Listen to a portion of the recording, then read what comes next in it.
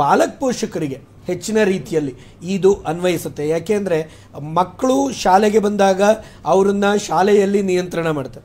ನಮ್ದು ಅವತ್ತೂ ಇದ್ದಿದ್ದು ಒಂದೇ ಪ್ರಶ್ನೆ, ಇವತ್ತು ಈ ಮಕ್ಕಳು ಶಾಲೆಯಿಂದ ಮನೆಗೆ ಹೋಗೋ ಮಧ್ಯ ಇದೆಯಲ್ಲ, ಮತ್ತೊಂದು ಬಹಳ ಪ್ರಮುಖವಾಗಿ ನಾನು ಆರಂಭದಲ್ಲೇ ಹೇಳಿದ್ನಲ್ಲ, ಸ್ಕೂಲ್ಗಳು ರೀಓಪನ್ ಆಗ್ತಾ ಇದೆ. ತಂದೆ ತಾಯಂದ್ರಿಗೆ ಕನ್ಫ್ಯೂಷನ್, ಮಕ್ಕಳನ್ನ ಕಳಿಸ್ಬೇಕಾ ಬೇಡವಾ ಅನ್ನುವಂಥದ್ದು, ಅಥವಾ ಏನಾದರೂ ಪೋಸ್ಟ್ಪೋನ್ ಮಾಡ್ತಾರಾ, ರಜೆನ ಇನ್ನೊಂದು ಸ್ವಲ್ಪ ದಿನ ಜಾಸ್ತಿ ಕೊಡ್ತಾರಾ, ಇದೆಲ್ಲದ್ರ ಬಗ್ಗೆ ನಾವು ಚರ್ಚೆ ಮಾಡ್ತಾ ಹೋಗೋಣ. ಸೊ ಇದೀಗ ನಿವೃತ್ತ ಆರೋಗ್ಯ ಇಲಾಖೆ ಅಧಿಕಾರಿ ಅನ್ಸರ್ ಅಹಮದ್ ಅವರು ನಮ್ಮ ಜೊತೆ ಇದ್ದಾರೆ. ಮೊದಲಿಗೆ ಅವ್ರನ್ನ ಕಾರ್ಯಕ್ರಮಕ್ಕೆ ವೆಲ್ಕಮ್ ಮಾಡ್ಕೊಳ್ತೀನಿ. ಸರ್ ನಮಸ್ತೆ, ಕಾರ್ಯಕ್ರಮಕ್ಕೆ ಸ್ವಾಗತ. ಅದೇ ರೀತಿಯಾಗಿ ಶಾಲೆ ಅಂತ ಬಂದಾಗ ಹೇಗಿರುತ್ತೆ, ಏನ್ ಮಾಡ್ಬೋದು ಅಥವಾ ಏನ್ ಮಾಡ್ಬೇಕಾಗುತ್ತೆ, ನಾವೆಲ್ಲರೂ ಕೂಡ ಇದ್ರ ಬಗ್ಗೆ ಮಾತನಾಡಲಿಕ್ಕೆ ಸವಿವರವಾಗಿ ಕ್ಯಾಂಪ್ಸ್ನ ಅಧ್ಯಕ್ಷರು ಶಶಿಕುಮಾರ್ ನಮ್ಮ ಜೊತೆ ಇದ್ದಾರೆ. ಸರ್ ನಿಮಗೂ ಕಾರ್ಯಕ್ರಮಕ್ಕೆ ಸ್ವಾಗತ. ಮೊದಲನೇದಾಗಿ ಶಶಿಕುಮಾರ್ ಅವರೇ ನಿಮ್ಗೆ ಪ್ರಶ್ನೆ ಕೇಳ್ತೀನಿ. ಮಕ್ಕಳು ಅಜ್ಜಿ ಮನೆಯಿಂದಲೋ ಅಥವಾ ರಜೆಯಿಂದಲೋ ಎಲ್ಲರೂ ಕೂಡ ಹೊರಗೆ ವಾಪಸ್ ಬಂದ್ಬಿಟ್ಟಿದ್ರು, ಸ್ಕೂಲ್ಗೆ ಇನ್ನೇನು ಬ್ಯಾಗ್ ರೆಡಿ ಮಾಡ್ಕೊಳ್ತಾ ಇದ್ರು. ಅಷ್ಟೊತ್ತಿಗೆ ಇದೊಂದು ಸುದ್ದಿ, ಪೇರೆಂಟ್ಸಿಗೆ ಡೆಫಿನೆಟ್ಲಿ ಆತಂಕ ಆಗುತ್ತೆ. ನಿಮ್ಮ ರಿಯಾಕ್ಷನ್? ಈಗಾಗಲೇ ಸುಮಾರು ಶಾಲೆಗಳು ಪ್ರಾರಂಭ ಕೂಡ ಆಗಿದ್ದಾವೆ. ಒಂದು ಕಡೆ ಈ ಕೋವಿಡ್ ಪ್ರತಿ ವರ್ಷ ಇದು ಕಾಣಿಸ್ಕೊಳ್ತಾ ಇದೆ. ಇದನ್ನ ಅಷ್ಟು ಭಯವಾಗಿ ನೋಡ್ತಕ್ಕಂಥದ್ರಕ್ಕಿಂತ ಜಾಗೃತೆ ದೃಷ್ಟಿಕೋನದಲ್ಲಿ ನೋಡಬೇಕಾಗತ್ತೆ. ಎರಡನೇದು, ಇದು ಈಗಾಗಲೇ ಟೆಸ್ಟಿಂಗ್ ಶುರು ಆಗಿದೆ, ಅದರಿಂದ ಒಂದಷ್ಟು ಕೇಸಸ್ಗಳು ಪಾಸಿಟಿವ್ ಕಾಣಿಸ್ಕೊಳ್ತಾ ಇರೋದು. ಈ ಒಂದು ಹಿನ್ನೆಲೆಯಲ್ಲಿ ಯಾವ ಪಾಲಕ ಪೋಷಕರು ಭಯಭೀತರಾಗೋದು ಬೇಡ, ಆದರೆ ಅದೇ ಸರಿ ಸಮಾನ ಜಾಗೃತೆ ವಹಿಸಬೇಕು. ಯಾಕೆಂದರೆ ಈಗ ಮದುವೆ ಮುಂಜಿ ಇನ್ನೊಂದು ಕಾರ್ಯಕ್ರಮಗಳು, ಇತರೆ ಅನೇಕ ಕಾರ್ಯಕ್ರಮಗಳ ಜೊತೆ ಮಕ್ಕಳನ್ನು ಕೂಡ ಕರ್ಕೊಂಡು ಹೋಗೋದು, ತಾವುಗಳು ಕೂಡ ಹೋಗೋದು, ಇವೆಲ್ಲ ಇದೆ. ಈಗ ನೀವೇ ಹೇಳ್ತಾ ಇದ್ದಾಗೆ ಅನೇಕ ಪದಗಳನ್ನ ಮರ್ತೋಗಿದ್ದಾವೆ, ಅನೇಕ ಅಂಶಗಳನ್ನ ಒಂದು SOP ಅನ್ನತಕ್ಕಂಥದ್ದು ಏನಿತ್ತು, ಸ್ಟ್ಯಾಂಡರ್ಡ್ ಆಪರೇಷನ್ ಪ್ರೊಸೀಜರ್ಸ್ ಏನಿತ್ತು, ಅದನ್ನು ಮರ್ತೇ ಬಿಟ್ಟಿದ್ದೀವಿ ಸಂಪೂರ್ಣವಾಗಿ.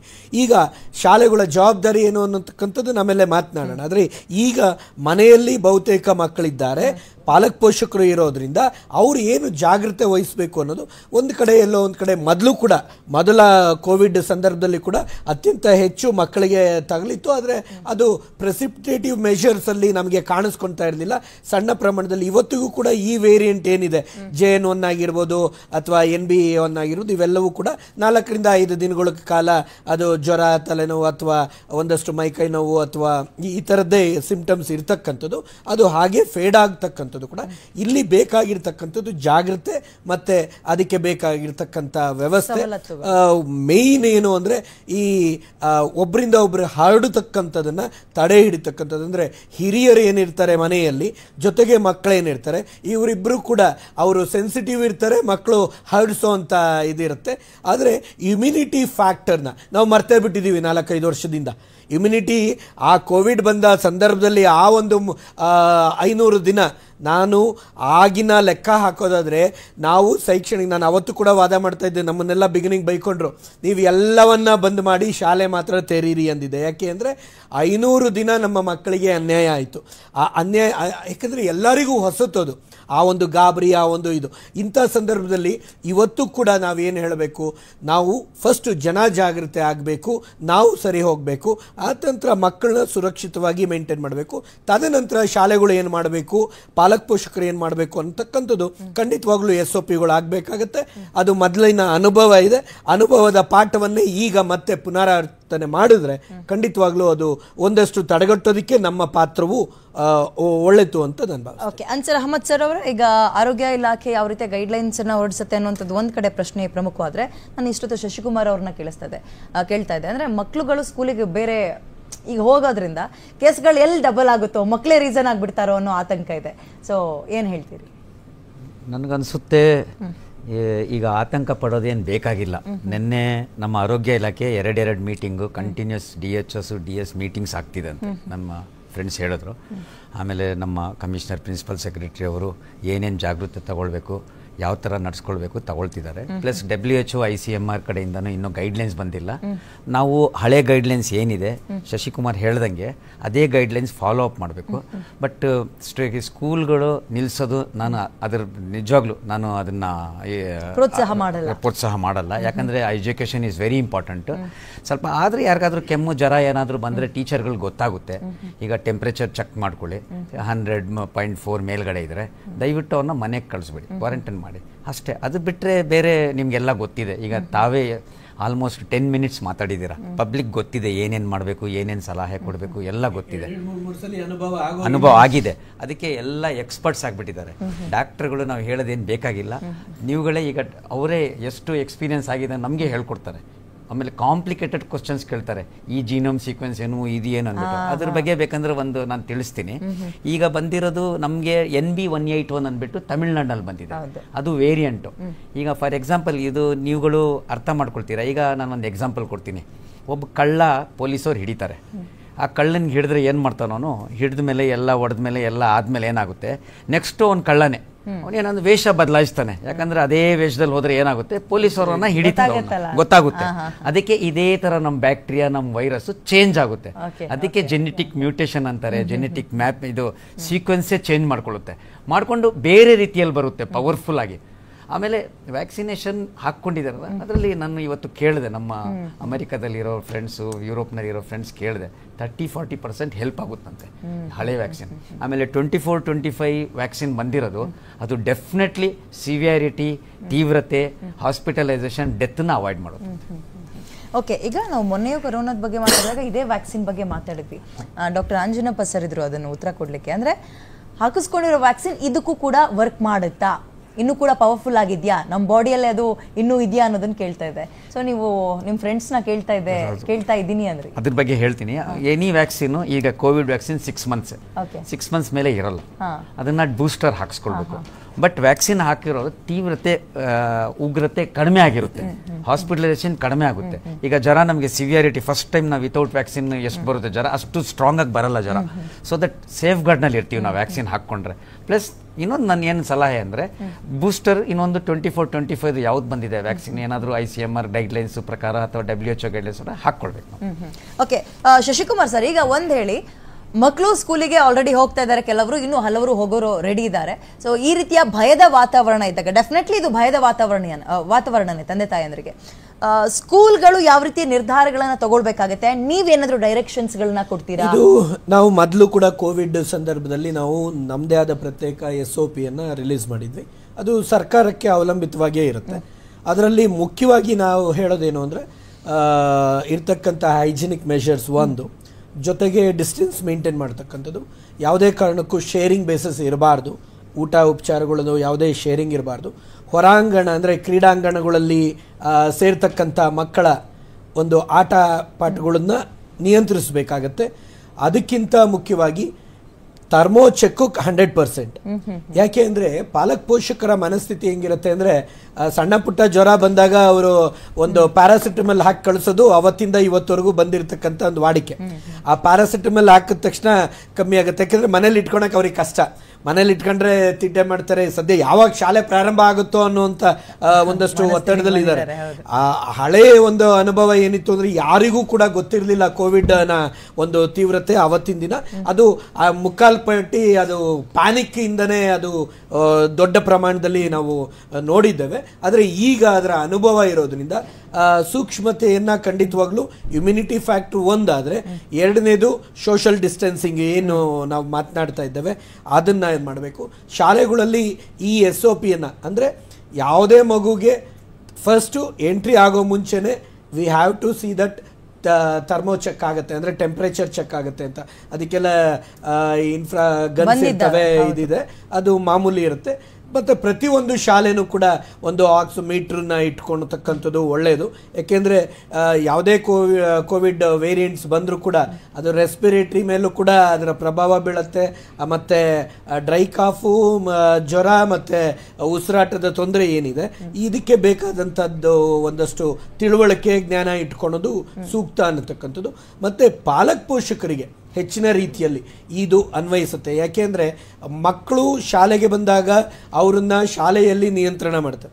ನಮ್ದು ಅವತ್ತೂ ಇದ್ದಿದ್ದು ಒಂದೇ ಪ್ರಶ್ನೆ, ಇವತ್ತು ಈ ಮಕ್ಕಳು ಶಾಲೆಯಿಂದ ಮನೆಗೆ ಹೋಗೋ ಮಧ್ಯ ಇದೆಯಲ್ಲ, ಈ ಬಸ್ ಸ್ಟಾಪ್ಗಳಲ್ಲಿ ಗುಂಪು ಕಟ್ಕೊಂಡು ಹೋಗೋದು, ಇದು ಯಾವುದನ್ನು ನಿಯಂತ್ರಣ ಮಾಡೋಕ್ಕೆ ಇಲ್ಲಿ ನಮ್ಮ ಮೆಷಿನರೀಸು ಎನ್ಫೋರ್ಸ್ ಆಗಬೇಕು. ಯಾರವರು?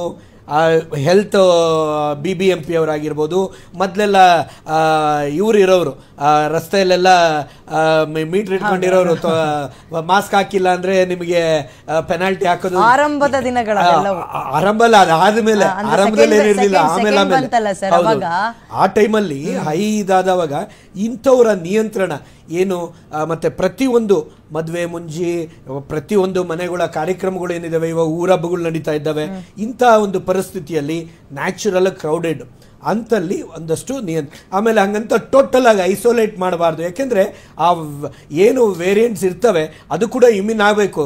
ದೇಹನೇ ತಾನು ಸೃಷ್ಟಿ ಮಾಡಿಕೊಂಡು ಅದನ್ನ ತಡೆಗಟ್ಟೋ ಅಂತ ಸಾಮರ್ಥ್ಯ ಬರಬೇಕಾದ್ರೆ ನೀವು ಟೋಟಲ್ ಆಗಿ ಐಸೋಲೇಟ್ ಆದ್ರೂ ಕೂಡ ಅದನ್ನ ಆರೋಗ್ಯ ಅಧಿಕಾರಿಗಳು ಒಪ್ತಾರೆ ಅಂತ ಭಾವಿಸ್ತೇನೆ. ಹಂಗಂತ ಮಕ್ಕಳನ್ನೆಲ್ಲ ಟೋಟಲ್ ಆಗಿ ಕೂಡಕ್ಕಾಗಲ್ಲ. ಆ ಒಂದು ದೇಹದಲ್ಲಿ ರೋಗ ನಿಯಂತ್ರಣ ಶಕ್ತಿಯು ಕೂಡ ಹೆಚ್ಚಿಗೆ ಆಗಬೇಕು ಅಂದಾಗ ಆ ಒಂದು ಎಕ್ಸ್ಪೋಜರ್ಸು ಅಂತ ಕೋವಿಡ್ಗೆ ಎಕ್ಸ್ಪೋಜರ್ ಅಂತಲ್ಲ, ವಾತಾವರಣದ ಒಂದು ಹರ್ಡ್ ಇಮ್ಯುನಿಟಿಗೆ ಕೂಡ ನಾವು ಎಲ್ಲ ಪ್ರಯತ್ನಗಳು ಮಾಡಬೇಕು. ಯಾಕೆಂದ್ರೆ ಇದನ್ನ ನಾನು ಈಗ ನೀವೇ ನೆನಪು ಮಾಡ್ಕೊತಾ ಇದ್ದೀರಾ, ನಾನು ಆ ಸಂದರ್ಭದಲ್ಲಿ ಹತ್ತತ್ರ ಒಂದು 50-60 ಡಿಬೇಟ್ಸ್ ಮಾಡಿದ್ದೀನಿ. ಜೊತೆಗೆ ಸರ್ಕಾರದ ಜೊತೆನೂ ನಾವು ಏನಾಗಬೇಕು, ಇವನ್ನೆಲ್ಲ ಶಾಂಪಲ್ಸು ಮತ್ತೆ ಅದಕ್ಕೆ ಯಾವ ರೀತಿ ರಿಸರ್ಚ್ ಆಗಬೇಕು, ಮತ್ತೆ ಮಕ್ಕಳ ಮೇಲೆ ಏನೇನು ಆಗ್ತಾ ಇದೆ ಅನ್ನತಕ್ಕಂಥದ್ರೆಲ್ಲ ಬಗ್ಗೆ ತುಂಬ ಮಾತುಕತೆ ಮಾಡಿದ್ವಿ, ಮತ್ತೆ ಕೆಲವು ನಡೀತು ಕೂಡ. ಅಂಥ ಒಂದು ಕೆಲಸಗಳು ಅಂಥ ಮಿಕ್ಕಿ ಜಾಸ್ತಿ ಆದರೆ ಆಗಬೇಕಾಗತ್ತೆ. ಇದಕ್ಕೆ ಆರೋಗ್ಯ ಇಲಾಖೆ, ರಾಜ್ಯ ಸರ್ಕಾರ ಇದಕ್ಕೆ ಮೊದಲೇ ತಯಾರಿ ಮಾಡ್ಕೊಬೇಕಾಗತ್ತೆ. ಲಾಸ್ಟ್ ಟೈಮ್ ಕೊನೆ ತನಕ ಅದನ್ನ ಮಾಡಲೇ ಇಲ್ಲ. ಶಾಂಪಲ್ಸ್ ತಗೊಂಡು ಅದು ವೆದರ್ ಇಮ್ಯುನಿಟಿಗೆ ಆಗ್ತಾ ಇದೆಯಾ, ಮಕ್ಕಳಲ್ಲಿ ಯಾವ ಪ್ರಮಾಣದಲ್ಲಿದೆ ಏನು ಅನ್ನತಕ್ಕಂಥದ್ದನ್ನ ಕೊನೆಗೂ ಆಗ್ಲಿಲ್ಲ. ಅಂಥದ್ದು ಈಗಲೇ ಎಚ್ಚೆತ್ಕೊಂಡ್ರೆ, ಅಂದ್ರೆ ಆ ಮಟ್ಟಕ್ಕೆ ಗಾಬರಿ ಇದ್ರೆ ಅದು ಇಂಟೆಲಿಜೆನ್ಸ್ ರಿಪೋರ್ಟ್ ಇದ್ದೇ ಇರುತ್ತೆ, ಅದರ ಆಧಾರಿತ ಅದನ್ನ ಮಾಡೋದು ಕೂಡ ಒಳ್ಳೇದು ಅಂತ ನನ್ನ. ಓಕೆ, ಅಹಮದ್ ಸರ್, ನೀವು ಹೇಳಿದ ಹೆಂಗಿತ್ತು ಅಂದ್ರೆ ಕರೋನಾ ಹಳೆ ಹೆಂಡ್ತಿನೇ ಹೊಸ ಸೀರೆ ಉಟ್ಕೊಂಡು ಬರ್ತಾ ಇದೆ ಅಂತ ಅರ್ಥ. ಸೊ ಅಲ್ಲಿಗೆ ಆರೋಗ್ಯ ಇಲಾಖೆಯ ತಯಾರಿಗಳು ಹೇಗೆ ಆರಂಭ ಆಗಿದೆ ಅಥವಾ ಇನ್ನೂ ಕೂಡ ಆಗ್ಬೇಕಾ? ಬೆಡ್ಗಳ ಸಂಖ್ಯೆ ಜಾಸ್ತಿ ಮಾಡ್ಕೊಳ್ಳೋದಾಗಿರ್ಬೋದು, ಅಥವಾ ಆಲ್ರೆಡಿ ಇಲ್ಲಿ ತನಕ ನಾವು ಬಳಸಿದ ವೆಂಟಿಲೇಟರ್ ಎಲ್ಲ ಅದು ಯಾವ ಮೂಲೆಗೆ ಬಿದ್ದಿದ್ದಾವೋ ಗೊತ್ತಿಲ್ಲ, ಅದನ್ನೆಲ್ಲ ವಾಪಸ್ ಹುಡುಕ್ ತೆಗಿಬೇಕು ಅವರು. ಸೊ ಹೇಗೆ ಸಿದ್ಧತೆಗಳನ್ನು ಮಾಡ್ಕೊಳ್ತಾ ಇದ್ದಾರೆ? ಎಲ್ಲ ನಾನು ಕೇಳ್ಕೊಂಡಿದ್ದೀನಿ. ಆಲ್ಮೋಸ್ಟ್ ಆರೋಗ್ಯ ಇಲಾಖೆ ಬಹಳ ಫಾಸ್ಟಾಗಿ ಇದನ್ನ ಗಂಭೀರವಾಗಿ ತಗೊಂಡಿದೆ. ಯಾಕಂದ್ರೆ ಮೀಟಿಂಗ್ಸ್, ರಿವ್ಯೂ ಮೀಟಿಂಗ್ಸ್ ಮಾಡೋದು ನೋಡಿದ್ರೆ ದೇ ಆರ್ ಡೆಫಿನೆಟ್ಲಿ ಒಂದೂ ಡೆತ್ ಆಗಬಾರ್ದು, ಒಂದೂ ಕಾಯಿಲೆ ಬಿಡಬಾರ್ದು, ಪ್ಲಸ್ ಇದು ಕೋವಿಡ್ ಇನ್ಫೆಕ್ಷನ್ ಹರಡಬಾರ್ದು ಅಂದ್ಬಿಟ್ಟೆ ಮಾಡ್ತಿದ್ದಾರೆ.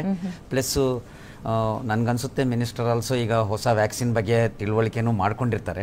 ಸೊ ಏನಿದೆ ಅದು ಅವೈಲೇಬಿಲಿಟಿ ಎಲ್ಲ ನೋಡಲೇಬೇಕಾಗುತ್ತೆ. So they are acting, they will not keep quiet. ಯಾಕಂದರೆ ಯಾವಾಗಲೂ ಪಾಸ್ಟ್ ಯಾವಾಗ ಕೋವಿಡ್ ಬಂದಿದೆ ಆವಾಗಿಂದ ನಮಗೆ ಭಾರಿ ನಿದ್ದೆ ಮಾಡೋಕ್ಕೆ ಬಿಡಲ್ಲ.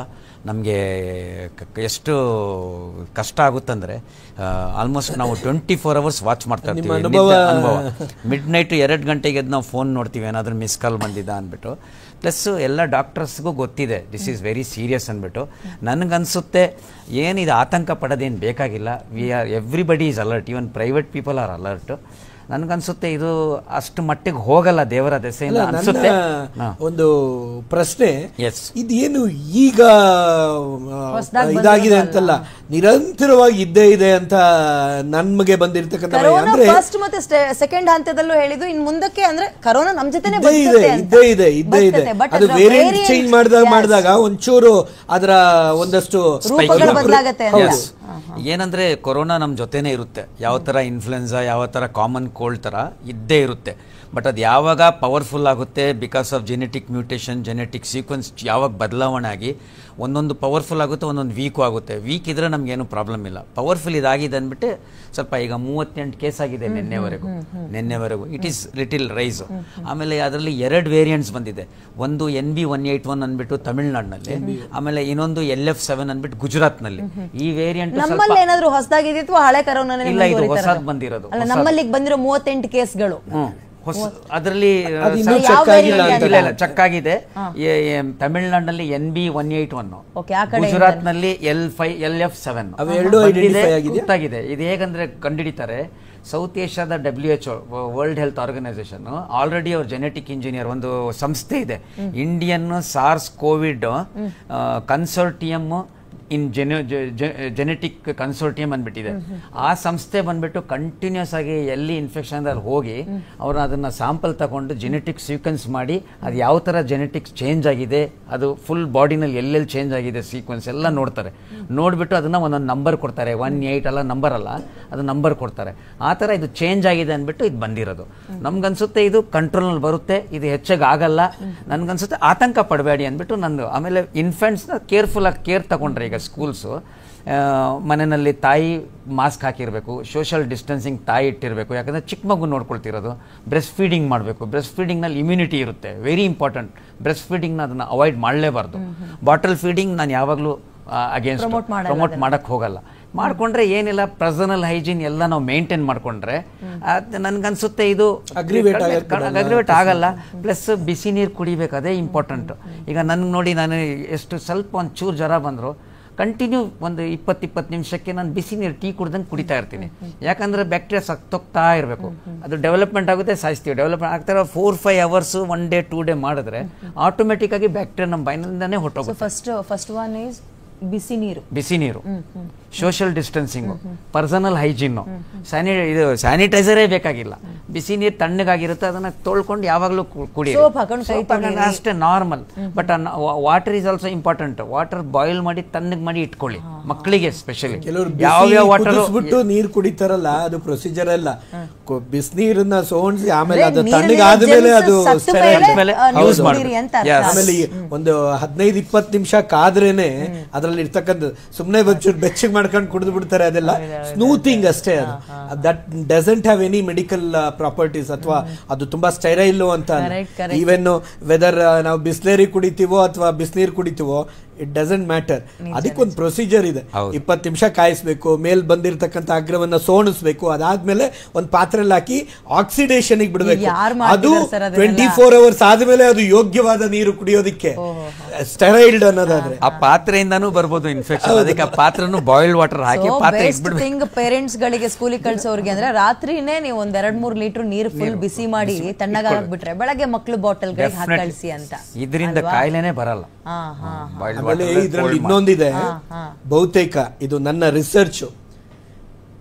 ಮಕ್ಕಳು ಹೈಜೀನ್ ಅಂತ ಮಾತನಾಡೋದಾದ್ರೆ ಟಿಫಿನ್ ಕ್ಯಾರಿಯರು, ಸ್ಪೂನು, ನೀರಿನ ಬಾಟ್ಲು, ಈ 3 ಅತ್ಯಂತ ಡೇಂಜರಸ್. ಇವತ್ತು ಬಹುತೇಕ ಪಾಲಕ್ ಪೋಷಕರು ಅವರು ಅವ್ರ ಮಕ್ಕಳಿಗೆ ಯೂಸ್ ಮಾಡ್ತಕ್ಕಂಥದ್ದು ನಾವು ಕುಡಿತಕ್ಕಂಥ ಇಂಥ ಪೆಟ್ ಬಾಟಲ್ಸ್ಗಳಿಂದ ವಾಪಸ್ ಕಳಿಸ್ತಾರೆ. ಈ ಪೆಪ್ಸಿದು, ಕೊಕೊಕೋಲಾದು ಅಥವಾ ರೀಯೂಸಬಲ್, ಇದನ್ನು ಯಾವುದೇ ಕಾರಣಕ್ಕೂ ಯೂಸ್ ಮಾಡಬಾರ್ದು. ಯಾಕೆ ಅನ್ನೋದು.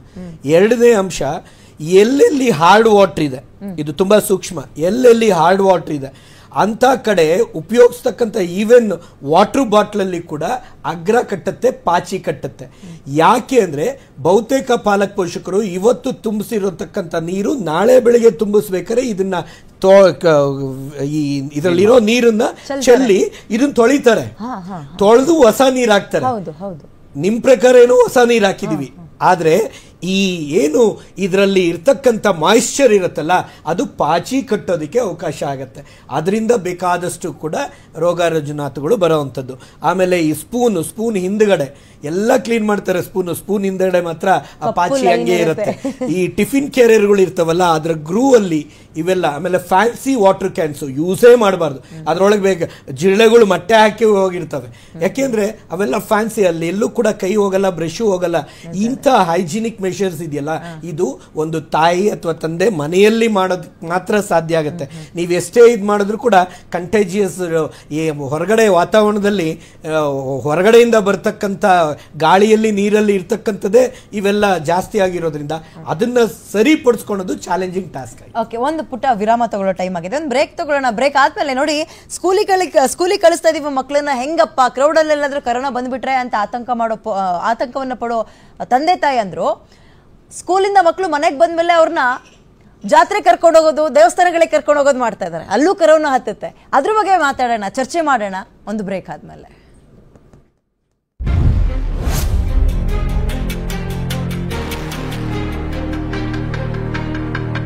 ಮಮ್ಮಿ ಸೇಸ್ ನೋ ಮೊಟ್ಟೆ ಇನ್ ಸಮ್ಮರ್. ಮೊಟ್ಟೆ ಇದ್ದು ಪ್ರತಿ ಸೀಸನ್ ಅಲ್ಲೂ ಸೂಪರ್ ಸ್ಟಾರ್ ಇದು. ಚಳಿ ಇರ್ಲಿ, ಸೆಖೆ ಇರ್ಲಿ, ಸಂಡೇ ಇರ್ಲಿ, ಮಂಡೇ ಇರ್ಲಿ, ದಿನ ಮೊಟ್ಟೆ ಇರಲಿ. ನನ್ನ ಕನಸಿನ ರಾಣಿ ನೀನೇನೆ. DCP ma'am. DCP at ease. ಚಲುವೆ ಚಲುವೆ. ಆಯ್ತು. Welcome back. ಕರೋನಾ ಢವ ಢವ. ಎಸ್, ನಿಜಕ್ಕೂ ಆತಂಕ ಅನ್ನುವಂಥದ್ದು ಜಾಸ್ತಿ ಆಗ್ತದೆ. ಪ್ರಮುಖ ಕಾರಣ ನಾನು ಆರಂಭದಲ್ಲೇ ಹೇಳ್ದಂಗೆ ಸ್ಕೂಲ್ ರೀಓಪನ್ ಆಗ್ತಾ ಇರೋದ್ರಿಂದ. ಈಗ ಆರೋಗ್ಯ ಇಲಾಖೆ ಈಗ ಹೆಚ್ಚಿನ ಮೀಟಿಂಗ್ಗಳನ್ನು ಮಾಡ್ತಾ ಇದ್ದಾರೆ. ಉದ್ದೇಶ ಅಕ್ಕಪಕ್ಕದ ರಾಜ್ಯಗಳಲ್ಲಿ ಕೇಸ್ಗಳು ಜಾಸ್ತಿ ಆಗ್ತಿದೆ, ನಮ್ಮಲ್ಲೂ ಕೂಡ ನಿಧಾನಗತಿಯಲ್ಲಿ ಕೇಸ್ಗಳು ಜಾಸ್ತಿ ಆಗ್ತದೆ ಅಂತ.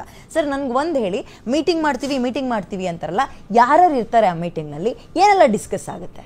ಮೇಡಮ್, ಇದರಲ್ಲಿ ಎಲ್ಲ ಹಿರಿಯ ಅಧಿಕಾರಿಗಳು, deputy directors, joint directors, divisional joint directors, additional directors, ಸನ್ಮಾನ್ಯ ಆರೋಗ್ಯ ಸಚಿವರ ಜೊತೆ ಸನ್ಮಾನ್ಯ ಪ್ರಿನ್ಸಿಪಲ್ಸ್, ನಮ್ಮ ಪ್ರಧಾನ ಕಾರ್ಯದರ್ಶಿಗಳು, ಆಯುಕ್ತರು, MD/NHM, ಅಭಿಯಾನ ನಿರ್ದೇಶಕರು, ಹಾಗೂ ಎಲ್ಲ KSMS, ಯಾಕಂದ್ರೆ ಅಲ್ಲಿಂದನೇ ಡ್ರಗ್ಸ್ ಇದೋ ಇಲ್ವೋ, ಈಗ ರೆಮ್ಡಿಸಿವಿರ್ 4-5 ಡ್ರಗ್ಸ್ ಇದೆ, ಆಂಟಿವೈರಲ್ ಡ್ರಗ್ಸ್, ಅದೇನಾದರೂ ಸ್ಟಾಕ್ ಇದಾ ಇಲ್ವೋ, ಯಾವ ಥರ ಅರ್ಜೆಂಟ್ ಪರ್ಚೇಸ್ ಮಾಡಬೇಕು, ಆಮೇಲೆ ಯಾವ ಥರ ಟಾಸ್ಕ್ ಫೋರ್ಸ್ ಯೂಸ್ ಮಾಡಬೇಕು, district health officers, DHOs, taluk health officers, medical superintendents, administrative medical, ಇವರೆಲ್ಲರಿಗೂ ಒಂದು ಜಾಗೃತಿ ಮೂಡಿಸ್ತೀವಿ. ನೋಡಪ್ಪ, ಬಂದಿದ ತಕ್ಷಣ ಏನು ಮಾಡಬೇಕು, ಯಾವ ಥರ ಆ್ಯಕ್ಟ್ ಆಗಬೇಕು, ಯಾವ ಥರ ನಿನ್ನ ಐಸೋಲೇಷನ್ ವಾರ್ಡ್ಸ್ ಯಾವ ಥರ ತಿರ್ಗಾ ರಿನೋವೇಷನ್ ಮಾಡಬೇಕು, ವೆಂಟಿಲೇಟರ್ಸ್ ಏನಾದರೂ ಪ್ರಾಬ್ಲಮ್ ಇದೆ, ಇಂಡೆಂಟ್ ಕಳಿಸಿ ಅಥವಾ ಕಂಪ್ಲೇಂಟ್ ಏನಾದಿದೆ ಅಂದ್ಬಿಟ್ಟು ಎಲ್ಲ ತಗೊಳ್ತೀವಿ, ಯಾರಿಗೂ ಬಿಡಲ್ಲ.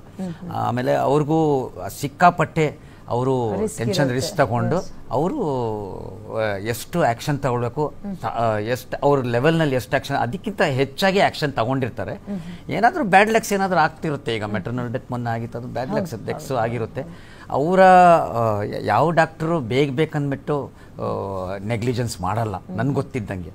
ನಾವು ಅಲರ್ಟ್ ಆಗಿರ್ತೀವಿ. ಸೊ ಈ ಸಾಧ್ಯತೆ ಆಗಬಾರ್ದು, ಪ್ಲಸ್ ಕೋವಿಡ್ ಏನಾದರೂ ಇನ್ಫೆಕ್ಷನ್ ಏನಾದರೂ ಬಂದರೆ ಯಾವ ಥರ ಆ್ಯಕ್ಟ್ ಮಾಡ್ಬೇಕಂದ್ಬಿಟ್ಟು ಅವರೆಲ್ಲ ತಿಳುವಳಿಕೆ ಕೊಟ್ಟಿರ್ತಾರೆ. ಈಗ ಇದೊಂದು ಗೈಡ್ಲೈನ್ಸ್ ಅಂತ ಹೊರಡಿಸ್ತಿರಲ್ಲ ಸರ್, ಈಗ ಅದಕ್ಕೆ ಅಂತಾನೆ ಸ್ಪೆಷಲಿಸ್ಟ್ಗಳನ್ನ ಕರೆಸಿ ಒಂದು ಟೀಮ್ ಅಂತೆಲ್ಲ ಮಾಡಿರ್ತೀರಿ, ಅದ್ರ ಬಗ್ಗೆ ಹೇಳೋದಾದ್ರೆ ಅಲ್ಟಿಮೇಟ್ ಆಗಿ ಫೈನಲ್ ಹೇಗೆ ಮಾಡ್ತೀರಿ ಗೈಡ್ಲೈನ್ಸ್? ನೋಡಿ, ಗೈಡ್ಲೈನ್ಸ್ ಬಂದ್ಬಿಟ್ಟು ಆ್ಯಕ್ಚುಲಿ ಗೌರ್ಮೆಂಟ್ ಆಫ್ ಇಂಡಿಯಾನೇ ಕೊಡಬೇಕು.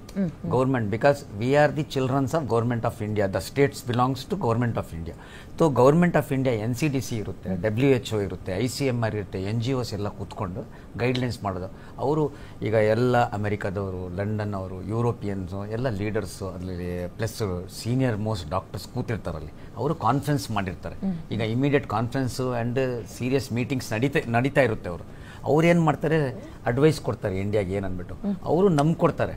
ಆಮೇಲೆ ನಾವು ಅವ್ರನ್ನ ಕೇಳಿದ್ರೆ, ಇಲ್ಲ ಈಗ ಇನ್ನೂ ಬಂದಿಲ್ಲ ಗೈಡ್ಲೈನ್ಸ್, ಹಳೆ ಗೈಡ್ಲೈನ್ಸೇ ಫಾಲೋ ಮಾಡಿ ಅಂತಾರೆ. ಹಳೆ guidelines are same, almost same ಇರುತ್ತೆ, ಸ್ವಲ್ಪ ಮಾಡಿಫಿಕೇಶನ್ ಮಾಡ್ತಾರೆ ಅಷ್ಟೇ. ಓಕೆ, ನನಗೆ ಇನ್ನೊಂದು ಕುತೂಹಲ ಸ್ಕೂಲ್ ವಿಚಾರದಲ್ಲಿ. ನಾನು ಬ್ರೇಕ್ಗಿಂತ ಮುಂಚೆ ಹೇಳಿದೆ, ಸ್ಕೂಲಿಗೆ ಕಳ್ಸೋಕ್ಕೆ ತಂದೆ ತಾಯಂದ್ರಿಗೆ ಭಯ. ಬಟ್ ಸ್ಕೂಲಿಂದ ಮಕ್ಕಳು ಹೊರಗೆ ಬಂದಮೇಲೆ ಅಥವಾ ಮನೆಗೆ ಬಂದಮೇಲೆ ಅಲ್ಲಿಂದ ಕ್ರೌಡಲ್ಲಿ ಸೇರುತ್ತೆ, ಅಲ್ಲಿ ಕರ್ಕೊಂಡೋಗಿ ಭಯ ಇರಲ್ಲ ಅವ್ರಿಗೆ. ದೇವಸ್ಥಾನಕ್ಕೆ ಕರ್ಕೊಂಡೋಗೋದು, ಊರ್ ಜಾತ್ರೆ ಕರ್ಕೊಂಡೋಗೋದು, ಇಂಥದನ್ನೆಲ್ಲ ಮಾಡ್ತಾರೆ. ಸೊ ಏನು ಅದಕ್ಕಿಂತ ದೊಡ್ಡ ಸಮಸ್ಯೆ ಏನು ಅಂದರೆ, ಕಳೆದ ಬಾರಿ ನಾವು ಏನು 2 ಬಾರಿ ಕೋವಿಡ್ನ ತೀವ್ರತೆ ನೋಡಿದ್ವಿ, ಆ ಟೈಮಲ್ಲಿ ಕೂಡ ಬಹುತೇಕ ಮಕ್ಕಳು ಮನೇಲಿ ಇರಲಿಲ್ಲ, ಬೀದಿಯಲ್ಲೇ ಆಟ ಆಡ್ತಾ ಇದ್ರು, ಗ್ರೌಂಡಲ್ಲಿ ಆಟ ಆಡ್ತಾ ಇದ್ರು, ಮಕ್ಕಳು ಎಲ್ಲಿ ಬೇಕೋ ಅಲ್ಲಿ ಓಡಾಡ್ಕೊಂಡೇ ಇದ್ರು. ಆ ನಿಯಂತ್ರಣ ಮಾಡೋದು ತುಂಬ ಕಷ್ಟದ ಕೆಲಸವೇ. ಆದರೆ ಜಾಗೃತೆ, ಮಾಸ್ಕು ಮತ್ತು ಇಂಥ ಒಂದು ಪರಿಸ್ಥಿತಿ ತುಂಬ ಕೆಟ್ಟರೆ, ಅಂಥ ಪರಿಸ್ಥಿತಿಯಲ್ಲಿ ಕಡ್ಡಾಯವಾಗಿ ಮಾಸ್ಕ್ ಹಾಕ್ಕೊಳ್ಳೋಂತಕ್ಕಂಥದ್ದು ಮತ್ತು ಹೈಜಿನಿಕ್ ಮೆಷರ್ಸನ್ನು ಮನೆಯಲ್ಲಿರಲಿ ಅಥವಾ ಶಾಲೆಯಲ್ಲಿರಲಿ ಅದು ಮತ್ತೆ ಮರುಗಳಿಸ್ಬೇಕಾಗತ್ತೆ. ಇಲ್ಲ ಅಂದರೆ ಖಂಡಿತವಾಗ್ಲೂ ಕಷ್ಟ ಆಗುತ್ತೆ. ಬಟ್ ಪಾಲಕ ಪೋಷಕರಿಗೆ ನೀವು ಹೇಳ್ದಂಗೆ ಇದು ತಿಳುವಳಿಕೆ ಮುಂಚಿತವಾಗೇ ಇರಬೇಕು. ಎಲ್ಲೆಲ್ಲಿ ಅವರ ಮನೆಯಲ್ಲಿ ಹಿರಿಯರಿದ್ದಾರೆ ಅಂಥ ಮನೆಯಲ್ಲಿರ್ತಕ್ಕಂಥ ಮಕ್ಕಳನ್ನ ತನ್ನ ತಂದೆ ತಾಯಿಗಳು ತಾವು ಜಾಗೃತೆಯಿಂದ ಮಕ್ಕಳನ್ನ, ಜೊತೆಗೆ ಮಕ್ಕಳು ಮಾತ್ರ ಅಲ್ಲ, ಈ ನೋಡಿ ಅನಿವಾರ್ಯತೆ ಕೂಡ ಇದೆ. ಅಪ್ಪ ಅಮ್ಮ ಮನೇಲಿ ಇರ್ತಾರ, ಅವ್ರ ಕೆಲಸ ಕಾರ್ಯಕ್ಕೆ ಹೋಗ್ಲೇಬೇಕು, ದಿನ ದುಡಿಯೋದಕ್ಕೆ ಹೋಗ್ಲೇಬೇಕು. ಅವರು ಮನೆಗೆ ಬಂದಾಗ ತನ್ನ SOP ಏನು ಅದು ಜಾಗೃತೆ ಮೂಡಿಸ್ಬೇಕು. ಯಾಕೆ ಅಂದರೆ ಹೊರಗಡೆಯಿಂದ ಬಸ್ಸಲ್ಲೋ ಗಾಡಿಗಳಲ್ಲೋ ವಾಹನದಲ್ಲಿ ಬರ್ಬೇಕಾದ್ರೆ ಈ ಗಾಳಿಯಲ್ಲೇ ರೋಗ ರುಜಿನಾತು ಇರ್ತಕ್ಕಂಥದ್ದು, ನೀರಲ್ಲೇ ರೋಗ ರುಜಿನಾತು ಇರ್ತಕ್ಕಂಥದ್ದು. ಅಂಥ ಒಂದು ಪರಿಸ್ಥಿತಿಯಲ್ಲಿ ಆ ಪಾಲಕ ಪೋಷಕರು ಮನೆಗೆ ಬಂದ ತಕ್ಷಣ ತಾನು ಮಕ್ಕಳನ್ನು ಅವಲಂಬಿಸೋದ್ರ ಮುನ್ನ ಅಥವಾ ತನ್ನ ಹಿರಿಯರು ತಂದೆ ತಾಯಿಯೋ ಅತ್ತೆ ಮಾವನೋ ಇರ್ತಾರೆ, ಕೈಕಾಲು ಅವ್ರ ತೊಳ್ಕೊಂಡು ಜೊತೆ ಸ್ನಾನ ಸ್ಪಂದಿಸೋ ಮಾಡ್ಕೊಂಡು ಮುಂಚೆ ಹೋಗಿ ತಾವು ಸ್ಯಾನಿಟೈಸ್ ಅಂದ್ರೆ ಅಟ್ಲೀಸ್ಟ್ ಕನಿಷ್ಠ ಪಕ್ಷ ಕೈಕಾಲ್ ಮುಖ ತೊಳ್ಕೊಂಡು ತದನಂತರ ಬಟ್ಟೆ ಚೇಂಜ್ ಮಾಡೋದಿದೆಯಲ್ಲ, ಇದು ಮೋಸ್ಟ್ ಇಂಪಾರ್ಟೆಂಟ್. ಓಕೆ, ಬಟ್ ಇದನ್ನ ಫೇಸ್ ಮಾಡೋದ್ರಲ್ಲಿ ಸ್ಕೂಲ್ಗಳ ಪಾತ್ರ ಏನು, ಹೇಗಿರುತ್ತೆ ಅಂತ ನನ್ನ ಅಲ್ಲ, ಸ್ಕೂಲಲ್ಲಿ ಮೊದ್ಲಿಂದಲೂ ನಾವು ಮಾಡ್ಕೊಂಡ್ ಬಂದಿರೋದಿಷ್ಟೇ. ಕೋವಿಡ್ ಯಾವಾಗ ಮತ್ತೆ ಒಂದು ಹಂತದಲ್ಲಿ ಇತ್ತು, ಆಗ್ಲೂ ಕೂಡ ಶಾಲೆಯನ್ನ ತೆರೆದ್ವಿ, ಮಕ್ಕಳಿಗೆ ನ್ಯಾಯವನ್ನ ಒದಗಿಸಿದ್ವಿ. ಆ ಟೈಮಲ್ಲಿ ಇದ್ದಂತ ನಿಜವಾಗ್ಲೂ ಇವತ್ತು ಕೂಡ ಇಡೀ ಜಗತ್ತು, ಅದರಲ್ಲೂ ನಮ್ಮ ಭಾರತದಲ್ಲಿ ಯಾರಿಗೆ ಆ ಒಂದು ಕೃತಜ್ಞತೆ ಸಲ್ಲಿಸ್ತಾರೋ ಇಲ್ವೋ, ಶಿಕ್ಷಕರಿಗೆ ಸಲ್ಲಿಸಬೇಕು. ಯಾಕೆಂದ್ರೆ ಶಿಕ್ಷಕರು ತನ್ನ ಕಣ್ಣು ಕಳ್ಕೊಂಡ್ರು ಕೂಡ ಮಕ್ಕಳಿಗೆ ಶಿಕ್ಷಣವನ್ನು ನಿಲ್ಲಿಸಿಲ್ಲ. ಕಣ್ಣುಗಳು ಆ ಚಿಕ್ಕ ಪರದೆಯಲ್ಲಿ ಆನ್ಲೈನ್ ಅವಾಗೆಲ್ಲ ಅವ್ರನ್ನ ಎಷ್ಟು ಹೀಯಾಳಿಸಿದ್ವಿ, ಇದು ಮಾಡಿದ್ವಿ. ಆದರೆ ಅತ್ಯಂತ ಕಷ್ಟಕ್ಕೆ ಒಳಪಟ್ಟು ತಾವು ಅನೇಕರು ಪ್ರಾಣ ತ್ಯಾಗ ಮಾಡಿದ್ದಾರೆ. ಯಾಕೆಂದರೆ ಎಷ್ಟು 100 ಮಂದಿ ಶಿಕ್ಷಕರು ಸತ್ರು ಅವತ್ತಿನ ಎಡವಟ್ಟು ಕೂಡ. ಯಾಕೆಂದರೆ ಅಂದಿನ ಶಿಕ್ಷಣ ಮಂತ್ರಿಗಳು ಇದೇ ಶಿಕ್ಷಕರನ್ನ ಕಳಿಸ್ಬಿಟ್ರು, ಮನೆ ಮನೆಗೆ ಹೋಗಿ ನೀವು ಮಕ್ಕಳಿಗೆ ಪಾಠ ಹೇಳ್ಕೊಡ್ಬೇಕು, ಅಲ್ಲಿ ಇಲ್ಲಿ ಗುಂಪು ಕಟ್ಕೊಂಡೆಲ್ಲ ಪಾಠ ಮಾಡಿಸ್ಬಿಟ್ಟು ಎಷ್ಟೋ ಟೀಚರ್ಗಳು ಸತ್ರು. ಅಂಥ ಒಂದು ಪರಿಸ್ಥಿತಿ ಬರದೇ ಇರೋ ರೀತಿಯಲ್ಲಿ ಆ ಶಿಕ್ಷಕರಿಗೂ ಜಾಗ್ರತೆ ಕೊಟ್ಟು, ಅವರಿಗೂ ಪ್ರೊಟೆಕ್ಷನ್ ಕೊಟ್ಟು, ಅವರನ್ನು ಸೇಫ್ ಗಾರ್ಡ್ ಮಾಡಬೇಕಾಗತ್ತೆ. ಮಕ್ಕಳನ್ನೊಂದೇ ಅಲ್ಲ, ಯಾಕಂದರೆ ಮಕ್ಕಳ ಜೊತೆ ನೇರವಾದ ಸಂಪರ್ಕ ಮ್ಯಾನೇಜ್ಮೆಂಟ್ ಇರಲ್ಲ. ನೇರವಾಗಿ ಶಿಕ್ಷಕರು ಮತ್ತು ಸಿಬ್ಬಂದಿ ಇರ್ತಾರಲ್ಲ, ಇತರೆ ಸಿಬ್ಬಂದಿ, ಅವ್ರನ್ನ ನಾವು ಮರ್ತೇ ಬಿಟ್ಟಿರ್ತೀವಿ. ಯಾರು ಅಟೆಂಡ್ರು, ಆಯಾ, ಡ್ರೈವರ್ಸು, ಇವರು ಸೆಕ್ಯೂರಿಟಿ, ಇವರು ಕೂಡ ಇಂಪಾರ್ಟೆಂಟ್. ಇವರಿಗೂ ಕೂಡ ವಾರಿಯರ್ಸ್ ಥರನೇ ನಾವು ಟ್ರೀಟ್ ಮಾಡಬೇಕು, ಅವರಿಗೂ ಜಾಗ್ರತೆ ಮೂಡಿಸ್ಬೇಕು, ಅವರಿಗೆ ಜವಾಬ್ದಾರಿಗಳನ್ನ ಕೊಡಬೇಕು, ಅವರಿಗೆ ಸಪೋರ್ಟ್ ಸಿಸ್ಟಮ್ ಕೊಡಬೇಕಾಗತ್ತೆ.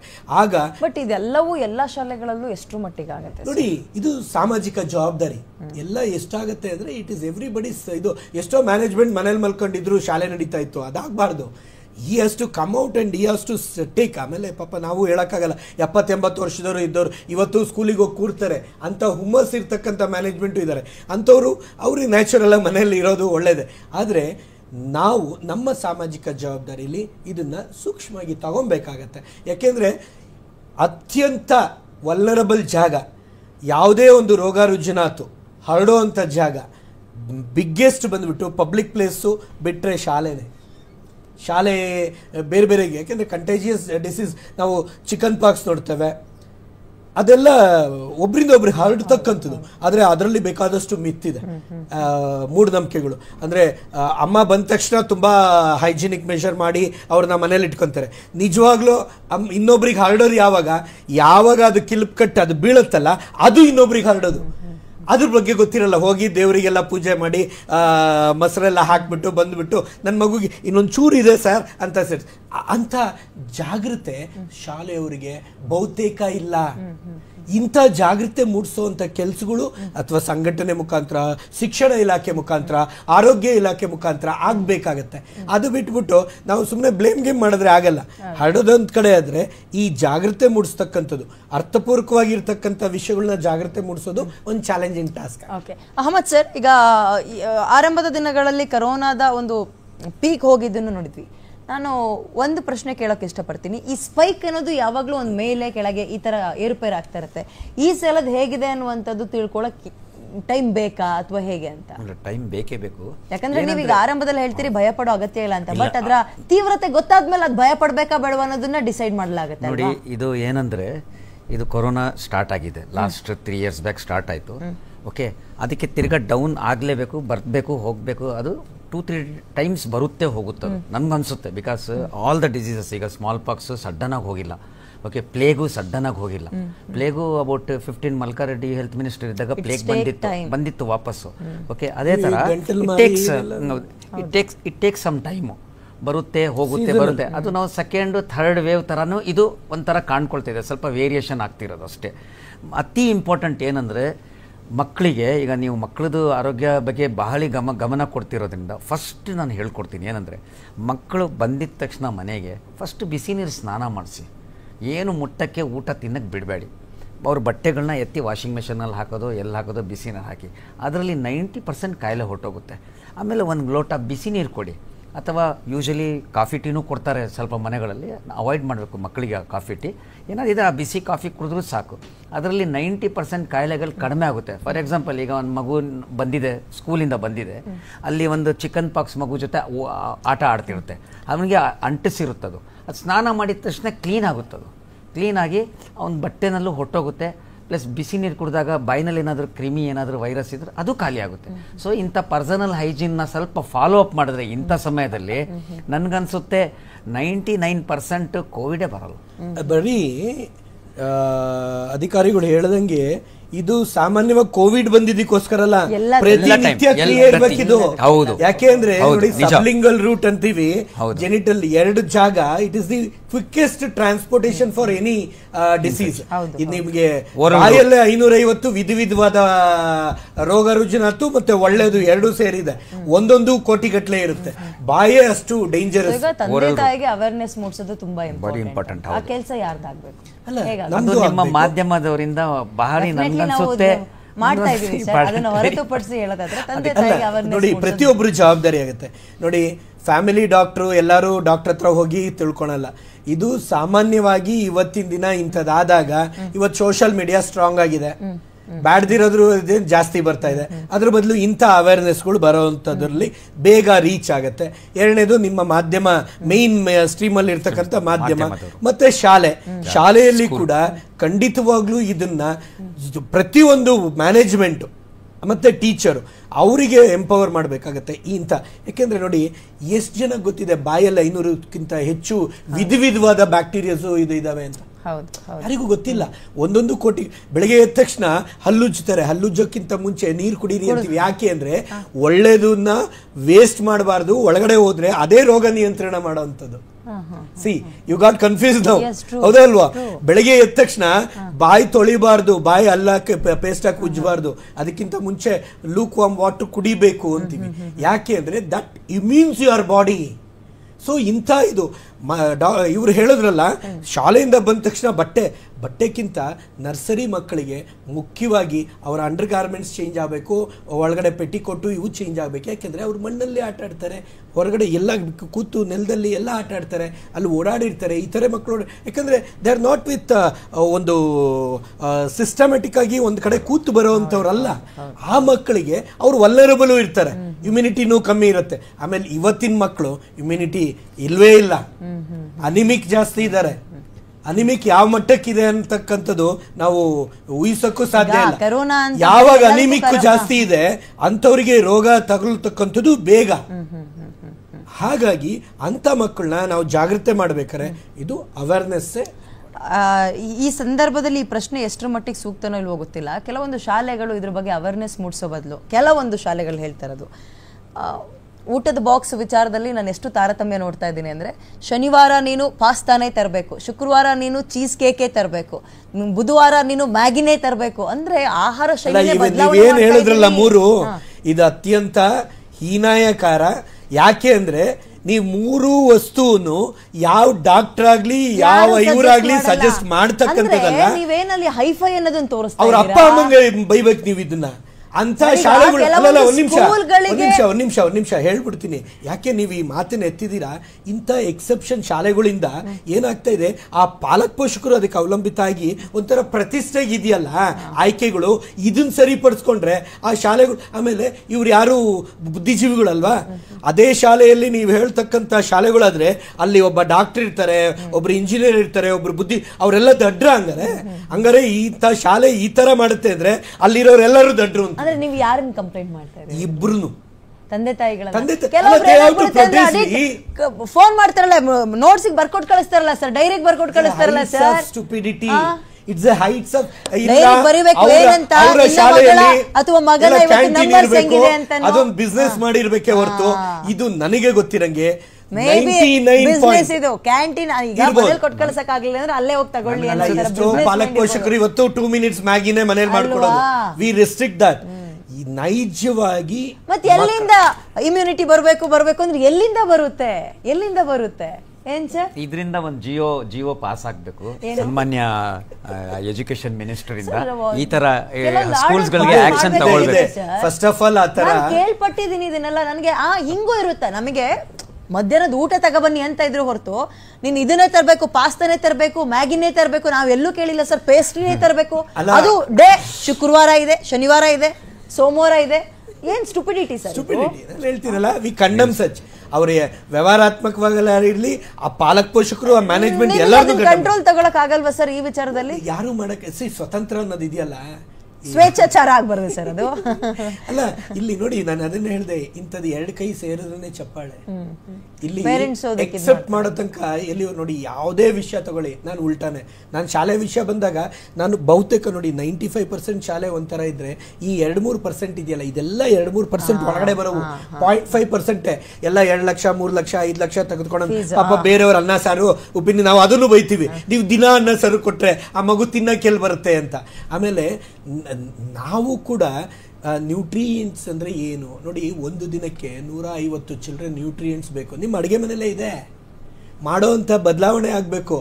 ತಾಯಿ ಮಾಡ್ತಾಳಲ್ಲ ಮನೆಯಲ್ಲಿ ಮಾಡ್ತಕ್ಕಂಥ ಒಂದೊಂದು ದಿನ ಅದನ್ನು ಹಾಕ್ತಕ್ಕಂಥ ಪದಾರ್ಥಗಳು ಬದಲಾವಣೆ ಮಾಡಿದ್ರೆ ಒಂದೊಂದು ಅದೇ ಅಕ್ಕಿ, ಅದೇ ಬೇಳೆ, ಅದೇ ಇದು, ಆದರೆ ಬೇರೆ ಬೇರೆ ಬರುತ್ತೆ. ಬೇರೆ ಬೇರೆ ಮಾಡಿಕೊಟ್ಟ ಮಕ್ಕಳು ಕೂಡ ತಿಂತಾರೆ. ನಾವೇನು ಮಾಡ್ತೀವಿ, ಸಮಯದ ಅಭಾವ, ಅಂಡ್ ಮಗುಗೆ ಇಷ್ಟ ಆಗಲ್ಲ. ದಿನ ಬೆಳಿಗ್ಗೆ ಅನ್ನ ಸಾಂಬಾರ್ ಹಾಕ್ಬಿಟ್ಟು ಮೇಲ್ಗಡೆ ಒಂದು ಉಪ್ಪಿನಕಾಯಿ ಹಾಕ್ಬಿಟ್ಟು, ಇಲ್ಲ ಮೊಸರನ್ನ ಕಲಸಿ ಉಪ್ಪಿನಕಾಯಿ ಹಾಕಿ ಆಸ್ಪತ್ರೆಗೆ ಸುರಿಬೇಕಲ್ಲ ಸರ್, ಆಮೇಲೆ ಸುರಿಬೇಕಲ್ಲ, ಅದನ್ನ ಏನ್ ಹೇಳ್ತೀರಿ? ನಾನು ಹೇಳಿದ್ನಲ್ಲ, ಅನಿಮಿಕ್ಕು, vitamin B12, D3 correct.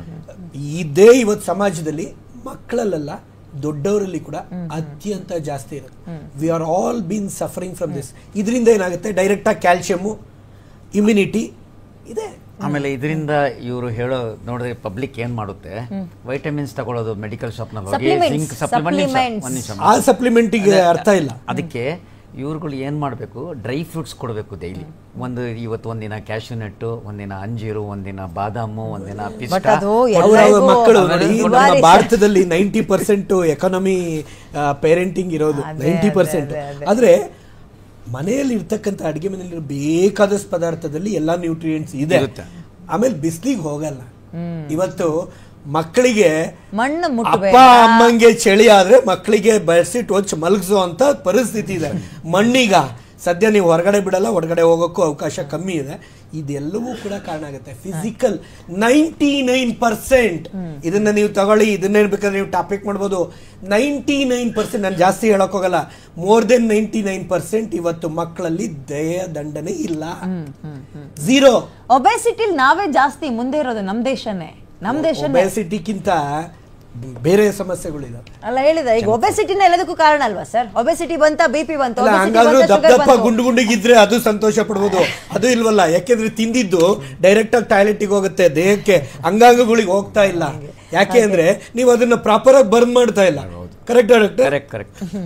Okay, answer Ahmed sir, ಮತ್ತೊಂದು ಪ್ರಶ್ನೆ ಏನು ಅಂದ್ರೆ, ನೀವು ಹೇಳ್ತಾ ಇದ್ರಿ 2 ಮೀಟಿಂಗ್ ಮಾಡ್ಬಿಟ್ವಿ ನಾವು ಆರೋಗ್ಯ ಇಲಾಖೆ ಕಡೆಯಿಂದ ಅಂತ. ಸಹಜವಾಗಿ ಕಾಡೋ ಪ್ರಶ್ನೆ, ಹಾಗಾದ್ರೆ ನಂಬರ್ಸ್ ಜಾಸ್ತಿ ಆಗ್ತಾ ಇದೆಯಾ? ಸುಮ್ನೆ ಮೀಟಿಂಗ್ ಮಾಡಲ್ಲ ಹಂಗೆ ಅನ್ನೋ ಪ್ರಶ್ನೆ ಇರುತ್ತೆ. ಅದು ಸ್ವಲ್ಪ ಜಾಸ್ತಿ ಆಗ್ತಿದೆ, ಯಾಕಂದ್ರೆ ತಮಿಳುನಾಡು, ಗುಜರಾತ್, ನಮ್ಮ ಸಿದ್ದರಾಮಯ್ಯ ಅವರು ಇವತ್ತೆಲ್ಲ ಮಾಸ್ಕ್ ಹಾಕೊಂಡು ಓಡಾಡ್ತಾ ಇದಾರೆ. ಇದನ್ನೆಲ್ಲ ಅಬ್ಸರ್ವ್ ಮಾಡ್ತಾ ಇರ್ತಾರೆ ಸರ್. ಜನ ಭಾರಿ ದಡ್ಡರಾಗಿಲ್ಲ, ಈಗ ಎಲ್ಲ ಯೋಚನೆ ಮಾಡ್ತಾರೆ. ಸನ್ಮಾನ್ಯ ಮುಖ್ಯಮಂತ್ರಿ ಅವರು ಆಕ್ಚುಲಿ ಹಾಕ್ಬಾರ್ದು, ಆದರೆ ಡೆಫಿನೆಟ್ಲಿ ಆತಂಕ ಆಗುತ್ತೆ. ಅವ್ರಿಗೊಂದು ಅಡ್ವೈಸು, ಏನು ಹೆದರೋದೇನು ಬೇಕಾಗಿಲ್ಲ. ನನಗನ್ಸುತ್ತೆ ಇದು ಕಂಟ್ರೋಲ್ನಲ್ಲಿ ಬಂದ್ಬಿಡುತ್ತೆ. ಬಟ್ ಸ್ವಲ್ಪ ವೇರಿಯಂಟ್ ಚೇಂಜ್ ಆಗಿರೋದ್ರಿಂದ ನಾವು ಈಗ ನೋಡಬೇಕು ಏನಾಗುತ್ತೆ, ಸ್ವಲ್ಪ ದಿನಗಳಲ್ಲಿ ಗೊತ್ತಾಗುತ್ತೆ. ಬಟ್ ಜಾಗೃತಿನ ಮಾತ್ರ 100% ಫಾಲೋ ಮಾಡಲೇಬೇಕು, ಪ್ರಿಕಾಷನ್ಸ್ ತಗೊಳ್ಳೇಬೇಕು. ಅದಕ್ಕೆ ಏನೋ ಕಡಿಮೆ ಮಾಡಬಾರ್ದು. ಓಕೆ, ಡೆಫಿನೆಟ್ಲಿ ಲಾಕ್ಡೌನ್ ಎಲ್ಲ ಬಹಳ ಸ್ಟುಪಿಡಿಟಿ ಮಾತು ಸದ್ಯಕ್ಕೆ. ಬಟ್ ಅದರ ಹೊರತಾಗಿ ಕ್ರೌಡ್ ಸೇರೋದ್ರ ಬಗ್ಗೆ ಏನಾದ್ರು ಗೈಡ್ ಲೈನ್ಸ್ ಹೊರಡಿಸಬಹುದು ಅಂತ ಅನ್ಸುತ್ತಾ ನಿಮ್ಗೆ? ಇದು ಗೈಡ್ ಲೈನ್ಸ್ ಬೆಟರ್ ನೋಡಿ. ಈಗ ಮಕ್ಕಳು more than 65 years, elderly persons, ಕೋಮಾರ್ಬಿಡ್ ಅದೇ ಡಯಾಬಿಟಿಸ್, ಹೈಪರ್ ಟೆನ್ಷನ್ ಇರೋರು, ಇಮ್ಯುನಿಟಿ ಕಡಿಮೆ ಇರೋರು, ಯಾರಿಗಂದ್ರೆ ಕ್ಯಾನ್ಸರ್ ಪೇಷಂಟ್ಸ್ ಇರ್ತವೆ, ಸ್ವಲ್ಪ ಕಾಯಿಲೆಗಳಿರ್ತವೆ, ಅದ್ರಲ್ಲಿ ಇಮ್ಯುನಿಟಿ ಕಡಿಮೆ ಅಂತವ್ರು ಈಗ ಜಾಗೃತಿ ಮೂಡಿಸಲೇಬೇಕು. ಸೋಷಿಯಲ್ ಡಿಸ್ಟೆನ್ಸಿಂಗ್ ಇಡಬೇಕು, ಫಾಲೋ ಅಪ್ ಮಾಡಬೇಕು, ಪ್ಲಸ್ ಡಾಕ್ಟರ್ಸ್ ಒಪಿನಿಯನ್ ತಗೊಳ್ಳೇಬೇಕು. ಇಂಥವ್ರು ಬೇರೆ ನಮ್ಮಂತವ್ರು ನಿಮ್ಮಂತವ್ರು ಏನ್ ಬೇಕಾಗಿಲ್ಲ ನನ್ಗನ್ಸುತ್ತೆ. ಓಕೆ, ಶಾಲೆಗಳ ಅಂದ್ರೆ ಈಗ ಶಾಲೆಗಳ ಕೆಲಸ ಹೇಗಿರ್ಬೇಕು ಅಂತ ನೋಡ್ತಾ ಇದ್ವಿ. ಪೋಷಕರ ಒಂದು ಅಂದ್ರೆ ಈ ಕರೋನಾವನ್ನ ತಡೆಗಟ್ಟುವಲ್ಲಿ ನನ್ನ ಮಗ ಅಥವಾ ಮಗಳು ಸ್ಕೂಲಿಗೆ ನೇರವಾಗಿ ಹೋಗಿ ಆರೋಗ್ಯವಾಗಿ ವಾಪಸ್ ಬರಲಿ ಅನ್ನೋ ನಿಟ್ಟಿನಲ್ಲಿ ಪೋಷಕರ ಪಾತ್ರ ಏನು? ಅಂಡ್ ಎಲ್ಲಾ ಸ್ಕೂಲ್ಗಳು ನೀವು ಹೇಳಿದಂತಹ ಮೆಜರ್ಮೆಂಟ್ಸ್ ಗಳನ್ನ ಬಳಸಕ್ ಆಗಲ್ಲ ಸರ್, ಬಳಸಲ್ಲ. ಅಲ್ಲ, ಕನಿಷ್ಠ ನೋಡಿ, ಇಲ್ಲಿ ಇದಕ್ಕೆ ಬೇಕಾಗಿರೋದು ಇಚ್ಛಾಶಕ್ತಿ. ಇಲ್ಲಿ ಏನ್ ಮಾಡಬೇಕು, ನೀವು ದಿನನಿತ್ಯ ಕಸ ಗುಡಿಸ್ತೀರಾ, ಒಂದಷ್ಟು ಮೊದಲೆಲ್ಲ ನಾವು ಸ್ಯಾನಿಟೈಸರ್ ಯೂಸ್ ಮಾಡ್ತಾ ಇದ್ವಿ, ಸ್ಪ್ರೇ ಎಲ್ಲ ಇಟ್ಕೊಂಡು. ಬಟ್ ಎಲ್ಲ ಸ್ಕೂಲು ಮಾಡೋಕ್ಕಾಗಲ್ಲ, 1000 ರೂಪಾಯಿ ಖರ್ಚಾಗುತ್ತೆ. ಆದರೂ ಕೂಡ ಫ್ಲೋರ್ ಕ್ಲೀನಿಂಗು, ವೈಪಿಂಗು ಇದು ಆಗಬೇಕಾಗತ್ತೆ. ಮತ್ತು ಮಕ್ಕಳು ಟಾಯ್ಲೆಟಿಗೆ ಮತ್ತು ಹ್ಯಾಂಡ್ ವಾಶಿಗೆ ಹೋಗ್ಬೇಕಾದ್ರೆ ಅಲ್ಲಿ ಜಾಗ್ರತೆ ವಹಿಸ್ಬೇಕಾಗತ್ತೆ. ಆಮೇಲೆ ನಾನು ಹೇಳ್ದಂಗೆ ಅಸೆಂಬ್ಲಿ ಅಕಸ್ಮಾತ್ ಜಾಸ್ತಿ ಆದರೆ ಫಸ್ಟ್ ಆ್ಯಂಡ್ ಫಾರ್ಮೋಸ್ಟ್ ಬರೋದು ಒಳಗಡೆ ಬರೋದು ಹೊರಗಡೆ ಹೋಗೋ ಅಂಥ ತರೀಕಾ ಬದಲಾಗಬೇಕಾಗುತ್ತೆ. ಈಗ ಅದರ ಗುಂಪಲ್ಲಿ ಬರ್ತಾರೆ, ಆಗ 1 after 1 ಆ ಒಂದು ಸಿಸ್ಟಮ್ ಇರುತ್ತೆ. ಎಸ್, ಆ ಒಂದು ಮೆಷರ್ಸು.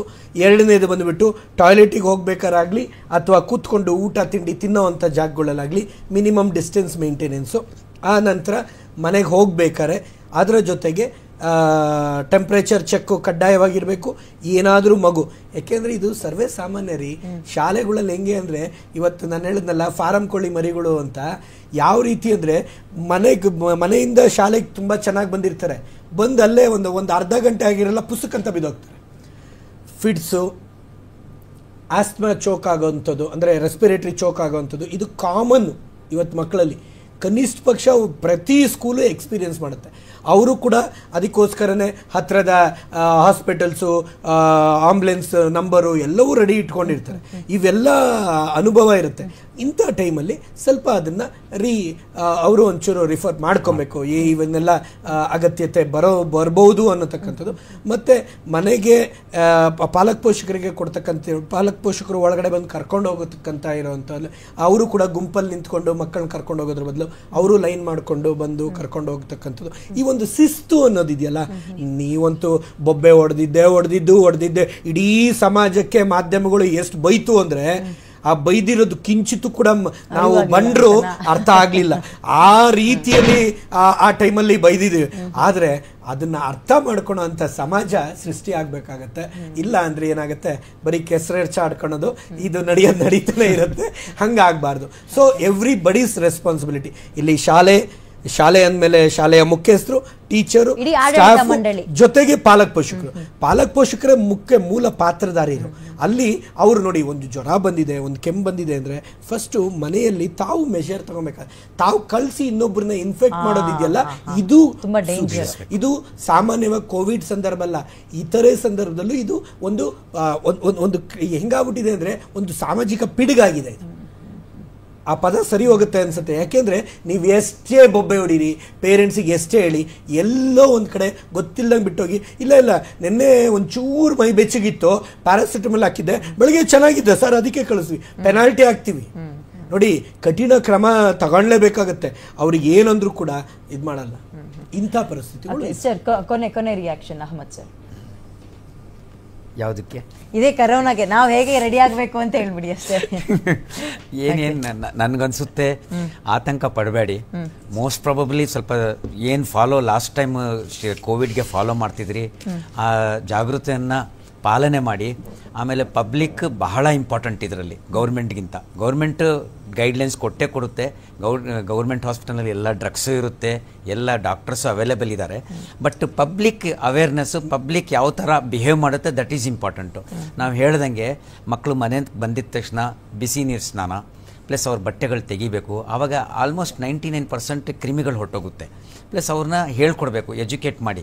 ಯಾರು ಕೆಮ್ಮಿರುತ್ತೆ, ಯಾರು ಜ್ವರ ಇರುತ್ತೆ, ಅವ್ರ ಪಕ್ಕದಲ್ಲಿ ಸ್ವಲ್ಪ ಸೋಷಿಯಲ್ ಡಿಸ್ಟೆನ್ಸಿಂಗ್ ದೂರ ಇರಿ ಅಂದ್ಬಿಟ್ಟು ಇದೆಲ್ಲ ಜಾಗೃತಿ ಮಾಡಿದ್ರೆ ನನಗನ್ಸುತ್ತೆ this depends on our head masters, teachers. ಅವರು ಬಹಳ ಇಂಪಾರ್ಟೆಂಟ್ ಇದರಲ್ಲಿ, ಈ ಕೋವಿಡ್ ಕಂಟ್ರೋಲ್ ಮಾಡೋದಕ್ಕೆ. ಇವ್ರಿಗೆಲ್ಲ ಎಜುಕೇಷನ್ ಕೊಟ್ಟ ಮೇಲೆ ನನಗನ್ಸುತ್ತೆ ಏನು ಆತಂಕ ಪಡೋದೇನು ಬೇಕಾಗಿಲ್ಲ. ಇನ್ನೂ ಟೈಮ್ ಇದೆ, ನೋಡೋಣ, ಇನ್ನೊಂದು ತಿಂಗಳು ನೋಡೋಣ, ಇನ್ನೊಂದು ವಾರ ಬೇಡ ಅಂತ. ಓಕೆ, ಧನ್ಯವಾದಗಳು ಇಬ್ಬರಿಗೂ ಕೂಡ ಕಾರ್ಯಕ್ರಮದಲ್ಲಿ ಇಷ್ಟೊತ್ತು ಭಾಗಿಯಾಗಿದ್ದಕ್ಕೆ. ಅಂಡ್ ಕರೋನಾ ಹೆದರೋ ಅಗತ್ಯ ಇಲ್ಲ, ಬಟ್ ಎಚ್ಚರವನ್ನ ಮರೆಯೋಕೆ ಹೋಗಬೇಡಿ ಅಂತ ಹೇಳೋದ್ರ ಮುಖಾಂತರ ಸ್ಕೂಲ್ಗಳೆಲ್ಲವೂ ಕೂಡ ರಿಓಪನ್ ಆಗ್ತಾ ಇದೆ. ತಂದೆ ತಾಯಂದ್ರು ಬಿ ಕೇರ್ಫುಲ್, ಜೋಪಾನ ನಿಮ್ಮ ಮಕ್ಕಳು. ಸ್ಕೂಲ್ಗಿಂತ ಹೆಚ್ಚಾಗಿ ಮನೆಯಲ್ಲಿ ನೀವು ಇಷ್ಟೊತ್ತು ಏನು ಕೇಳಿದ್ರಿ, ಏನೇನು ಮಾಡಬೇಕು ಅಂತ ಕೇಳಿದ್ರಿ, ಇವೆಲ್ಲವನ್ನ ಅಳವಡಿಸೋದ್ರ ಮುಖಾಂತರ ಕರೋನಾದಿಂದ ದೂರ ಇರೋಣ, ಕರೋನಾಗೆ ಭಯ ಪಡೋದು ಬೇಡ, ಬಟ್ ಎಚ್ಚರದಿಂದ ಇರೋಣ ಅಂತ ಹೇಳ್ತಾ ಕಾರ್ಯಕ್ರಮ ಮುಗಿಸ್ತಾ ಇದ್ದೀನಿ. ನೋಡ್ತಾ ಇರಿ ಗ್ಯಾರಂಟಿ ನ್ಯೂಸ್, ಸುದ್ದಿ ಖಚಿತ, ನ್ಯಾಯ ನಿಶ್ಚಿತ.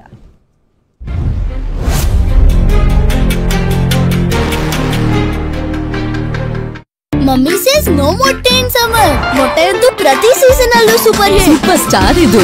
ಚಳಿ ಇರ್ಲಿ, ಸೆಖೆ ಇರ್ಲಿ, ಸಂಡೇ ಇರ್ಲಿ, ಮಂಡೇ ಇರ್ಲಿ, ದಿನ ಮೊಟ್ಟೆ ಇರಲಿ. ನನ್ನ ಕನಸಿನ ರಾಣಿ ನೀನೇನೆ. DCP ma'am. DCP at ease. ಚೆಲುವೆ ಚೆಲುವೆ